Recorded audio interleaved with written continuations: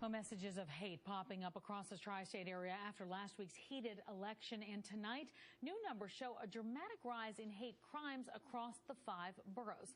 Thanks for staying with us for the PIX 11 News at 5 tonight. I'm Tamsin Fidel. And I'm Corey Chambers. And you know, it's not even December yet, but we've already surpassed the total number of hate crimes from last year.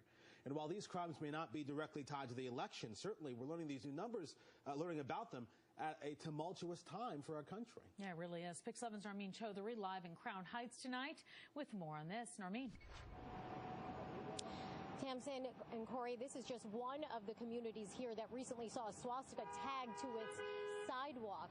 ADL is an organization we caught up with, and they say they have not seen numbers like this in recent years. They're worried about the spike. They find it disconcerting, and they are urging the community to speak up. If you see something, say something.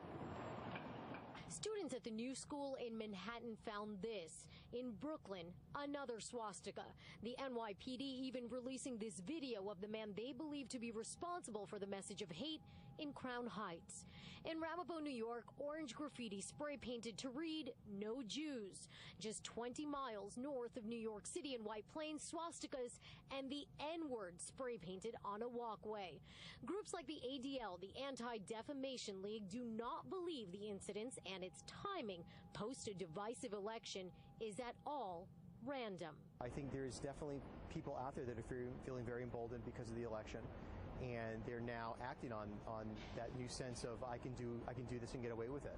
As of Sunday, the number of hate crimes in New York City is up, according to the NYPD. Anti-Semitic incidents went from 102 to 111 from this time last year. Hate crimes against Muslims more than doubled. While biased attacks against blacks and Hispanics show a drop, it is important to note these are only incidents reported to police. Take a look at the number of crimes committed against the LGBTQ community.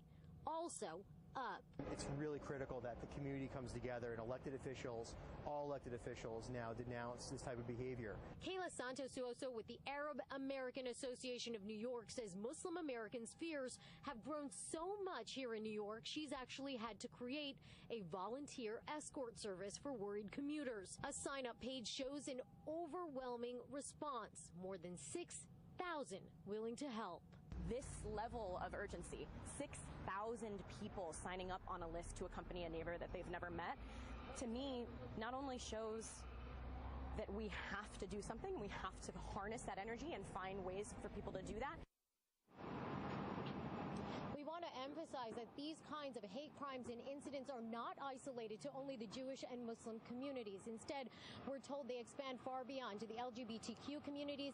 Organizations representing blacks and Hispanics also saying their phones are ringing off the hook, with many people concerned about hate crimes against their very own communities. We're reporting live in Crown Heights. Narmeen Chaudhary, PIX 11 News. Narmeen, a lot of times in cases like this, these type of crimes actually go unreported. So is it possible these numbers we're looking at could actually be higher? Absolutely, Tamsin. We spoke to the ADL and to CARE and to a number of other organizations about this, and that is precisely the concern. They say it is hard to guess what the numbers actually are, but because of fear and retaliation, the number of reports of incidents like this are very much underreported. It is why they are really urging communities, particularly communities where there are more immigrants, to please, please, please call police and report all incidents, no matter how minor you think they may be. Tamsin? All right, Narmeen, thank you so much.